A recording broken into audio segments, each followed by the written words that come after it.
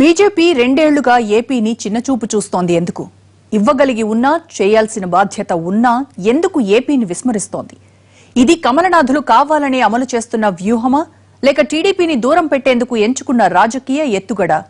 అసలే ఉద్దేశంతో కేంద్రం ఇలా ఏపీకి అన్యాయం చేస్తోంది. ఒకప్పుడు దోస్తులుగా ఉన్న టీడీపీతో ఇంత గ్యాప్ ఎలా వచ్చింది? గత 6 నెలలుగా బీజేపీ రాజకీయాలు కాస్తంత క్రియాశీలకంగా మారాయి. తెలంగాణలో బీజేపీ రాష్ట్ర అధ్యక్షుడిగా కొత్త నాయకుడికి అవకాశం ఇచ్చిన కేంద్రం ఏపీ విషయంలో మాత్రం ఇంకా ఆలోచించే ధోరణిలోనే అడుగులేస్తోంది. అయితే దీని వెనుక కూడా చాలా కారణాలున్నట్లు కనిపిస్తోంది. ఇప్పటికిప్పుడు కొత్త నాయకుడిని ఎంపిక చేస్తే ఏపీకి నిధులు తెప్పించాల్సిన బాధ్యత ఆ రాష్ట్ర అధ్యక్షుడి మీద పడుతుంది. కానీ ఏపీకి నిధులివ్వడం బీజేపీకి ఇష్టం లేని అంశంగా కనిపిస్తోంది కాబట్టి కొత్త అధ్యక్షుడి ఎంపికను తాత్కాలికంగా వాయిదా వేసినట్లు కనిపిస్తోంది. దానికన్నా ముందే బీజేపీ కొత్త రాష్ట్ర అధ్యక్షుడిగా ఒకరిద్దరు పేర్లు వినిపించాయి. దీంతో ఆ పదవి ఎవరికి దక్కుతుందన్న అంశంపై ఎవరికీ క్లారిటీ లేదు. నిజానికి బీజేపీకి కావాల్సింది కూడా ఇదే.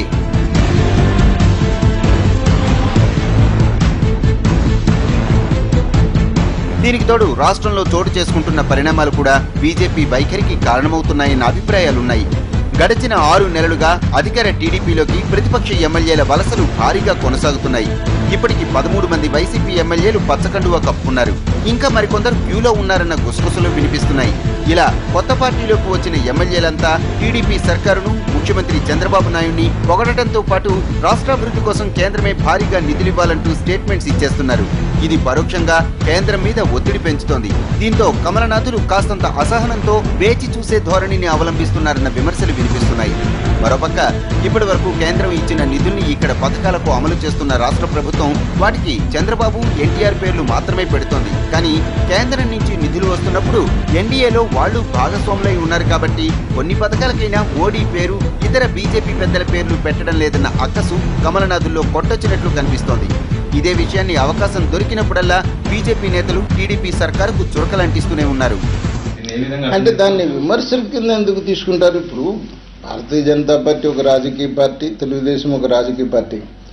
భారతీయ జనతా పార్టీ ఒక ఇన్సిడెంట్లు జరిగినప్పుడు, ఒక సంఘటన జరిగినప్పుడు, ఒక పాలసీ తీసుకున్నప్పుడు భారతీయ జనతా పార్టీ ఒక అభిప్రాయం, పార్టీ పరంగా ఒక అభిప్రాయం జరిగినప్పుడు అది విమర్శగా ఎందుకు తీసుకోవాలి? వ్యక్తిగత విమర్శలేం కాదు కదా. దాంట్లో జరుగుతున్నటువంటి విషయాల్ని ప్రభుత్వం దృష్టికి తీసుకుని వెళ్ళి భారతీయ జనతా పార్టీ అభిప్రాయం తెలియజేసింది. దాని విమర్శని అనుకుంటున్న దానికన్నా దాని యొక్క అడ్వైజ్ కింద తీసుకుంటాం బెటర్. ఈ పరిణామాలన్నీ బీజేపీ టీడీల మధ్య నూతన అగాధాల్ని సృష్టించేలా కనిపిస్తున్నాయి. ఇప్పటికైనా వీటిని తగ్గించుకునేలా బీజేపీ చర్యలు తీసుకోకపోతే ఆ నిర్లక్ష్యం రెండు పార్టీల మధ్య దూరాన్ని పెంచే ప్రమాదమూ లేకపోలేదు. అదే జరిగితే 2019 ఎన్నికలకు రెండు పార్టీల పొత్తు విచ్ఛిన్నమైపోయే ప్రమాదం కనిపిస్తోంది. ఇప్పటికే కొందరు బీజేపీ నేతలు సూచాయిగా తమ కార్యకర్తలతో ఈ విషయాన్ని ప్రస్తావిస్తూ వస్తున్నారని తెలుస్తోంది. అదే జరిగితే 2 దశాబ్దాలుగా కొనసాగుతున్న బీజేపీ టీడీపీ బంధానికి తూట్లు పడే ప్రమాదం ఉంది. భవిష్యత్తులో దూరం పెంచడం కాదు, ఆల్రెడీ ఇప్పటికే ఒక అగాధం కూడా ఏర్పడింది. దూరం కూడా కాదు, అగాధమే ఏర్పడింది. కానీ అది పైకి కనిపించకపోవచ్చు. ఒక నిశ్శబ్దమైనటువంటి రీతిలో ఆ మైత్రి బంధానికి దాదాపుగా బీటల వారే అనేటువంటిది కఠోర సత్యం. అయితే ఏంటంటే దాన్ని తెగే వరకు లాగటం అనేటువంటిది సరైనటువంటి రాజనీతి కాదు. కాబట్టి ఒక స్ట్రాటజిక్గా రాష్ట్రంలో ఉన్నటువంటి తెలుగుదేశం పార్టీ వ్యవహరిస్తూ ఉంది. అయితే ఈ అంతిమంగా ఇక్కడ కావాల్సింది ఏంటంటే మీ పార్టీల యొక్క లాభ నష్టాలు, ప్రయోజనాలు వీటన్నిటినీ మించి, అంటే ఈ రెండు పార్టీలు తప్ప ఇవాళ మిగతా పార్టీలకి కనీసం మాత్రం కూడా అవకాశం లేదు, ఆదరణ లేదు అనేటువంటి దీంట్లో మనం ఏం చేసినా కూడా చెల్లుబాటు అవుతుంది అనుకుంటే పొరపాటు. అయితే దీన్ని కవర్ చేసుకోవడానికి కమలనాథులు చేయని ప్రయత్నం లేదు. ఏ సమావేశం చూసినా ఏపీకి అన్ని ఇన్స్టిట్యూట్లు ఇచ్చాం, ఇన్ని ఎడ్యుకేషనల్ సెంటర్లు ఇచ్చాం అంటూ చెప్పుకొస్తున్నారు. నిజమే, ఇవన్నీ కేంద్రం కేటాయించినవే. కానీ ఐఐఎం, IIITలతో తక్షణ అభివృద్ధి ఫలితాలు సాధించడం కుదరదు. ఎందుకంటే వీటి నుంచి వచ్చే ఫలితాల కోసం సుదీర్ఘకాలం వేచి ఉండాలి. కానీ అర్ధాకలితో అలమటిస్తున్న ఆంధ్రప్రదేశ్ ప్రజలకు కావలసింది ఇది కాదు. వారికి తక్షణం ఉపాధినిచ్చే పరిశ్రమలు కావాలి, రాష్ట్రానికి నిధులందించే ప్రాజెక్టులు కావాలి. అప్పుడే విభజన అనే చావుదెబ్బ నుంచి ఏపీ కోలుకోగలుగుతుంది. కానీ ఈ విషయం మాత్రం కేంద్రం రవంత కూడా ఆలోచించడం లేదు. రాయలసీమలో సహజ వనరులు, ఖనిజ వనరులు ఉన్నా కూడా పరిశ్రమలు రాని కారణంగా పాలకుల నిర్లక్ష్యం వల్ల అక్కడ పారిశ్రామికీకరణ కోసం మనం ఏర్పాట్లు చేస్తేనే ఉపాధి కలుగుతుంది. అప్పుడే మనకి అభివృద్ధి జరుగుతుంది, అప్పుడే ప్రభుత్వానికి రెవెన్యూ పెరుగుతాయి.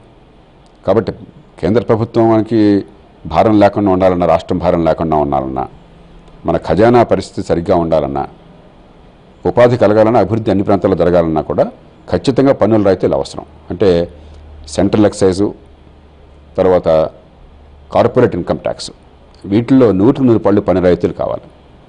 చాలా రాష్ట్రాలకు ఇచ్చారు గతంలో. దాన్ని సాధించుకోవటంలో రాష్ట్ర ప్రభుత్వం విఫలమైంది, గట్టిగా వాదించడంలో కానీ.